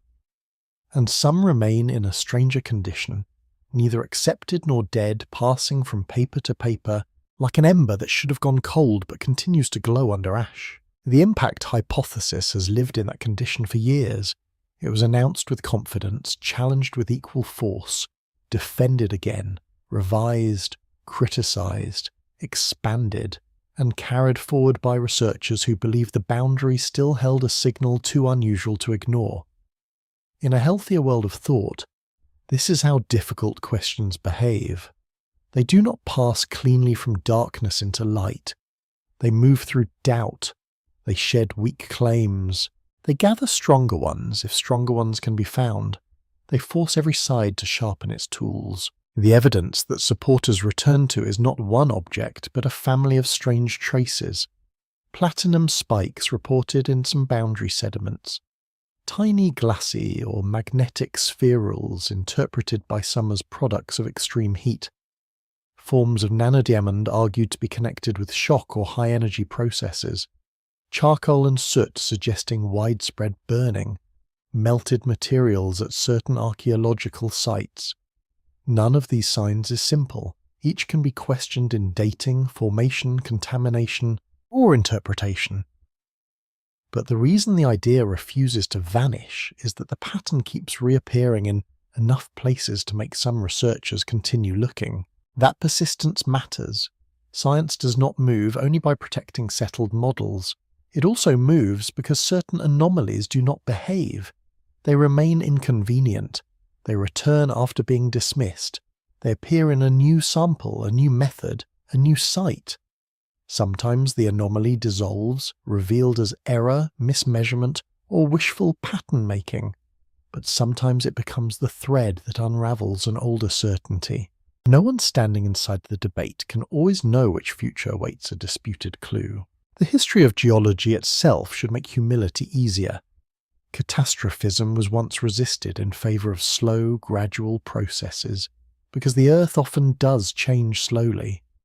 Then evidence for enormous floods, asteroid impacts, volcanic winters, abrupt climate shifts, and mass extinctions forced a broader vision. The planet is patient, but it is not always gentle. It can spend 1,000,000 years building a landscape and a single day breaking part of it.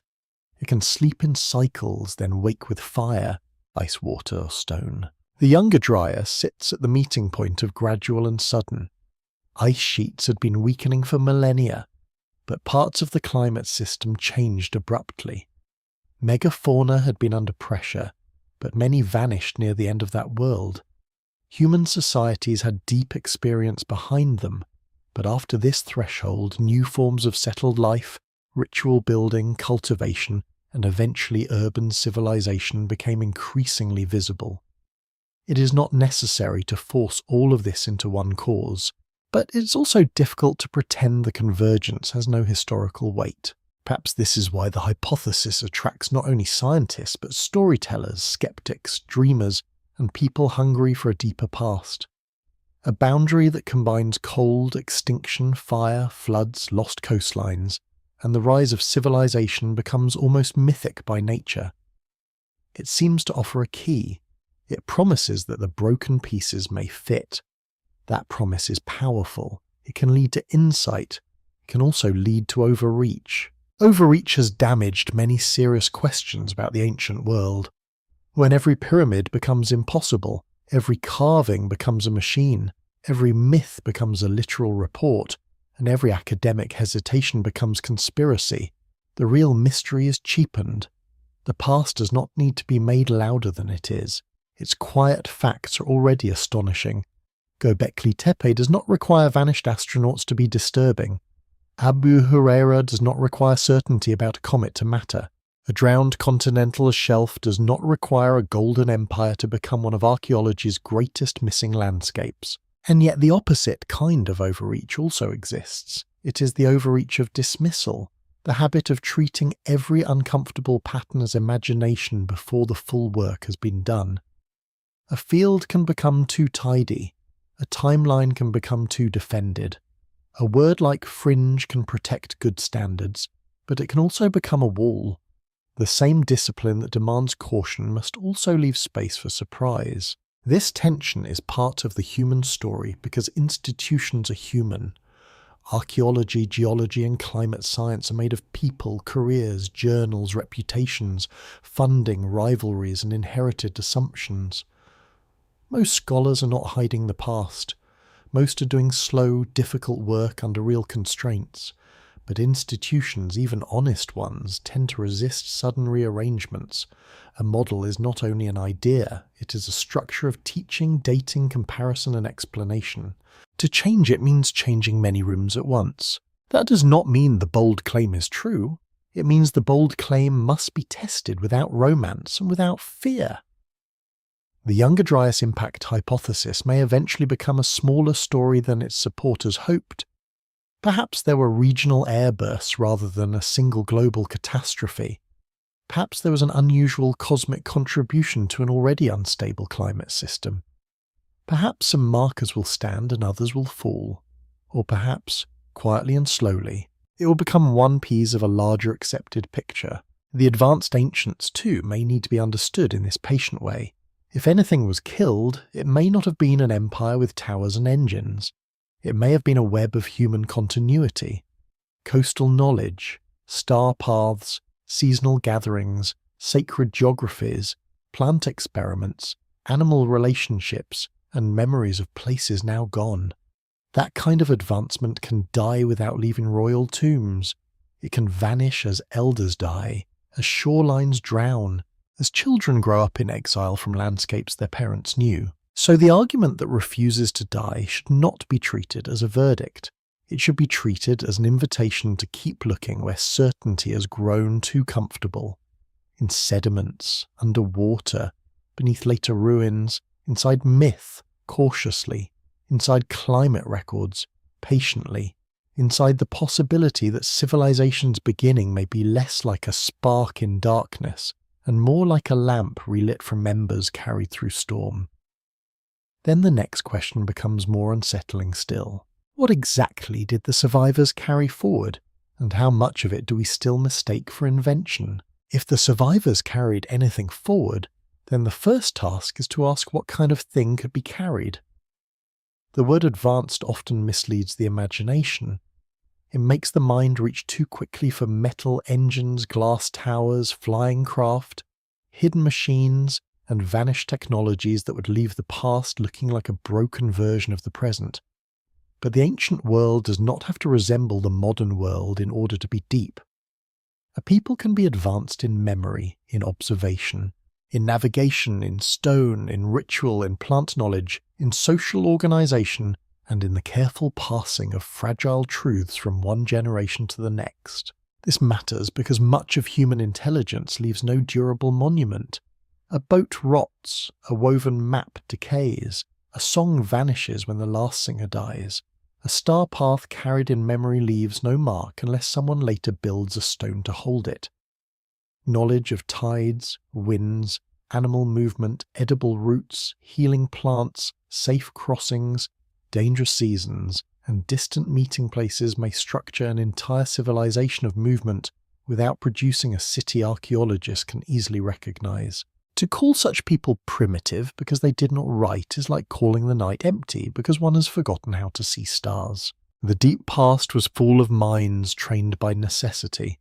A hunter following tracks across frozen ground had to read pressure, direction, age, weather, and intention from small marks in earth. A gatherer knowing which plant could heal, poison, nourish, or ripen at the edge of a brief season carried a library without pages. A navigator moving by stars and swells across dark water held geometry in the body. A ritual specialist remembering the right day for gathering, mourning, planting, or moving may have preserved astronomical observation inside sacred speech. These forms of knowledge were not lesser because they were not written down. They were simply more vulnerable. If the Younger Dryas broke landscapes and scattered communities, it would have attacked exactly this kind of advancement. A machine can be buried and found, a stone wall can collapse and still be measured, but a route dies when no one walks it. A calendar weakens when the plants and animals it marked no longer arrive. A sea crossing disappears when the shoreline changes and the old launch places sink beneath the tide.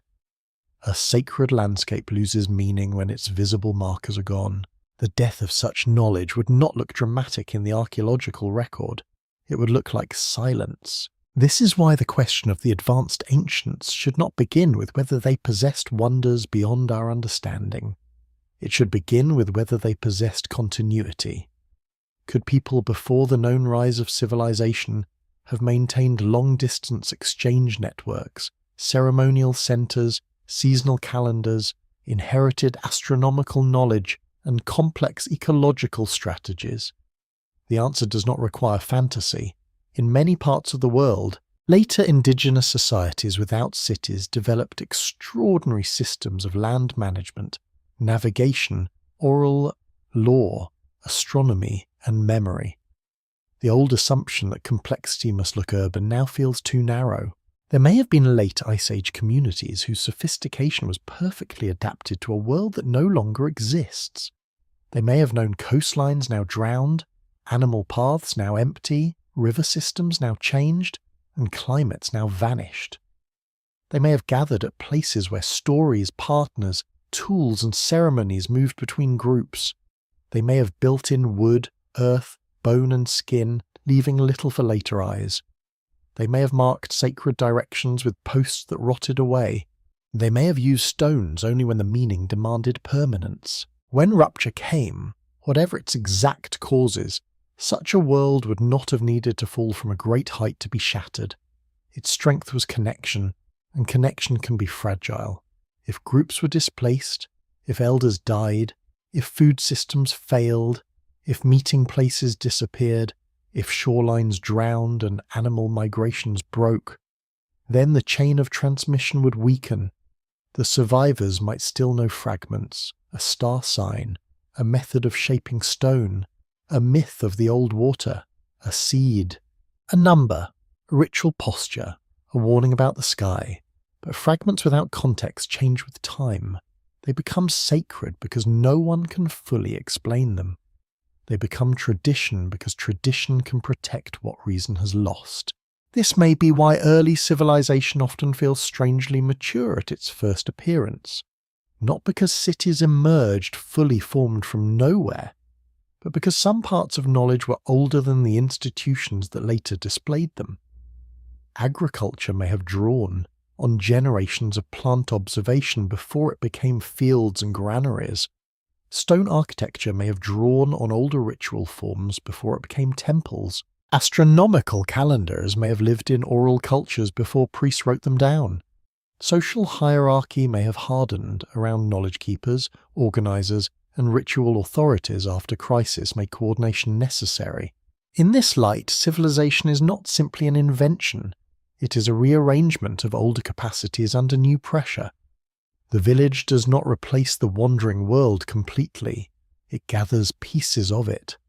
The temple does not create ore from nothing, it gives old ore a fixed address. Writing does not create memory, it arrives when memory has become too heavy or too endangered to remain only in the mouth.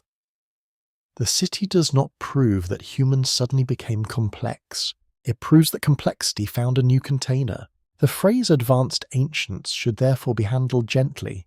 It may point less to a lost race than to a lost mode of being human. A world where knowledge was not centralized in archives, but distributed across bodies, landscapes, ceremonies, and relationships. A world where survival required attention so exact that a careless person might not live long enough to become old. A world that could be rich in intelligence and poor in durable evidence. If something killed that world, it may have killed it by breaking the relationships that made it whole. Cold killed some, hunger killed some, flood and fire may have killed some, time killed the rest. But the deepest death was discontinuity. When the old teachers could no longer teach the old places, when the children inherited stories without landscapes, when the sea covered the memory of the shore, a new age began to call itself the beginning. And perhaps this is the most human possibility of all. The ancestors were not advanced because they were secretly modern. They were advanced because they had mastered a world that vanished. We, finding only fragments, mistake their silence for simplicity. But silence can mean many things. It can mean nothing was there. It can also mean that the evidence was carried in forms too delicate to survive the catastrophe that made later civilization necessary. If silence can mean that the evidence was too delicate to survive, then the word reset begins to feel less like fantasy and more like grief. A reset does not require the entire human species to vanish. It does not require towers falling into flame, ships sinking in every sea, or a single empire erased in one night. It requires something quieter and more devastating. It requires the breaking of memory between one generation and the next. It requires the loss of places, teachers, roots, food systems, rituals, and meanings, until the people who remain are forced to begin again with fragments. This may be the hidden shape behind the dawn of civilization. Not a sudden awakening after a long sleep, but a recovery after a long wound. The usual story says that human beings moved from hunting and gathering to farming, from farming to villages, from villages to cities, from cities to writing, law, kingship, and monumental stone. There is truth in that order, but perhaps not the whole truth. Perhaps the order describes what became visible after the rupture, not everything that existed before it. Perhaps the visible beginning of civilization is only the first surviving layer of a much older human intelligence trying to reorganize itself. The Younger Dryas sits at the center of that possibility because it belongs to the last great threshold before the world we know. Before it, the late Ice Age still held its immense animals, exposed coastlines, unstable ice margins, and human communities adapted to landscapes now partly vanished.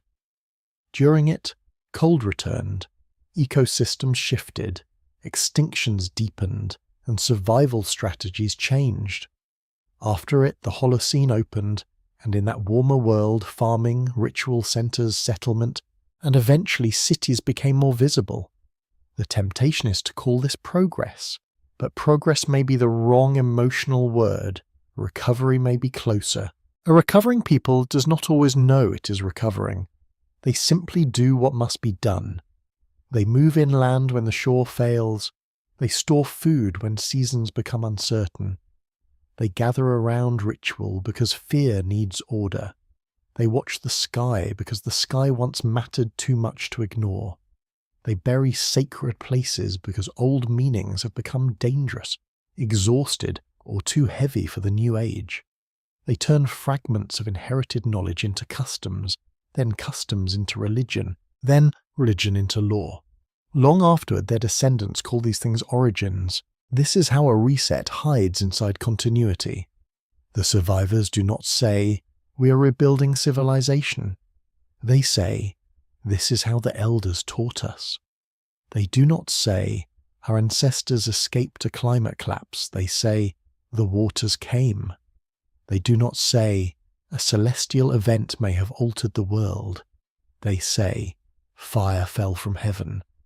They do not say, "We preserved agricultural knowledge through ecological crisis." They say, "The gods gave grain." The language changes, but the structure remains. A wound becomes a story. A story becomes a sacred memory. A sacred memory becomes the foundation of a new order. The first cities may have risen from this kind of accumulation.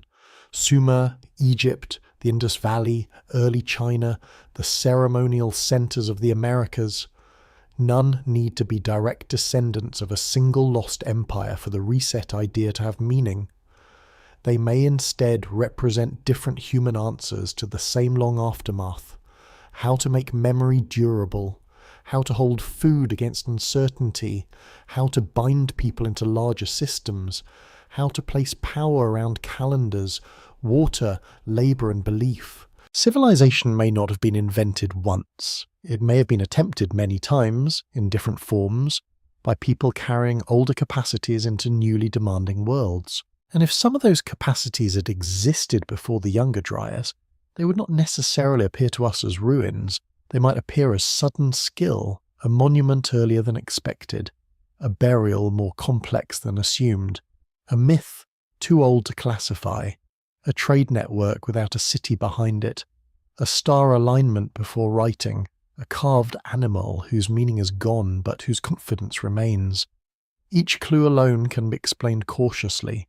Together they create a mood of incompleteness, as though the first pages of the human book were not blank, but missing. Yet the reset idea must also be protected from becoming too easy. It should not flatten all ancient peoples into survivors of one global drama. It should not steal local histories by forcing them into a single grand theory. The world after the Ice Age was diverse. Different regions changed in different ways. Some communities may have been devastated. Others may have adapted gradually. Some memories may come from sea level rise, others from river floods, volcanic eruptions, droughts, fires, or social collapse. The reset, if it happened, was probably not one identical event everywhere. It was a long age of disruption felt through many landscapes and remembered through many tongues. That makes it more believable, not less. Real catastrophe is rarely tidy. It does not strike all people with the same symbol. It moves through water, hunger, migration, disease, violence, and silence. One group loses its shore, another loses its animals, another loses its elders, another loses the plants that made its calendar meaningful, another survives almost untouched, but later receives refugees carrying stories of impossible ruin. Over generations, these experiences mix. The world before becomes larger in memory. The world after becomes the only world children know. Then a strange reversal occurs. The recovery begins to look like the beginning. The first stable village becomes the first village. The first surviving monument becomes the first monument. The first writing becomes the first memory. The first city found by archaeologists becomes the first city that mattered. But underneath each first may lie older attempts, older knowledge, older failures, and older worlds that left only indirect traces. History, as usually told, begins where evidence becomes strong enough to stand in court. Human life, however, began long before it could defend itself that way. So the Younger Dryas reset, if one dares use that phrase, is not simply a claim about an impact or an extinction. It is a way of looking at the human threshold after the Ice Age and asking whether what came next was shaped by loss as much as invention. It asks whether agriculture was partly an answer to fear, whether monuments were partly containers for memory, whether myths were partly damaged archives, whether civilization was not humanity's first confident step into order, but a careful rebuilding after the older order broke, And this possibility changes the feeling of the ancient world. The first stones are no longer silent achievements alone. They're gestures against disappearance. The first fields are not only signs of mastery, they're bargains with hunger. The first calendars are not only measurements of time, they're attempts to keep the sky predictable. The first gods are not only divine figures, they may also be memories of powers that once overwhelmed human explanation. Beneath the foundation of civilization there may be not triumph, but trembling. If so, then the ancestors did not forget because they were careless. They forgot because forgetting is what happens when worlds change faster than memory can hold. They remembered what they could, in stone, seed, ritual and story. They rebuilt with fragments, and the fragments became sacred because they were all that remained. The final question, then, is no longer whether something killed the advanced ancients in a simple sense. It is whether the ancient world that survived was already an afterworld, built by people who no longer knew the full shape of what they had lost. If the ancient world that survived was already an afterworld, then the final warning is not buried only in the past. It is buried in the way human beings learn to mistake survival for certainty. The people who came after the Younger Dryas did not inherit a stable planet. They inherited a world recently changed by ice, water, hunger, fire, extinction, and the slow drowning of old shores. Yet from that wounded ground they built calendars, sanctuaries, villages, fields, myths, and eventually cities. They made order not because order was guaranteed, but because disorder had been remembered too deeply. Perhaps this is why the oldest civilizations so often looked backward while building forward. They placed golden ages behind them. They spoke of ancestors closer to gods. They described floods before kingship, darkness before law, chaos before the measured world. Modern people often read these stories as proof of early imagination, and imagination is certainly there. But imagination may have been carrying grief. The lost age in myth may not be a literal kingdom with a single map. It may be the emotional outline of everything that had disappeared before written memory became strong enough to name it. The Younger Dryas does not need to answer every mystery for its shadow to remain. It does not need to prove that a global empire vanished in one night. It doesn't need to turn every myth into a coded scientific report or every stone circle into a warning device. Its power lies in something quieter. It marks a time when the human world stood near immense transition.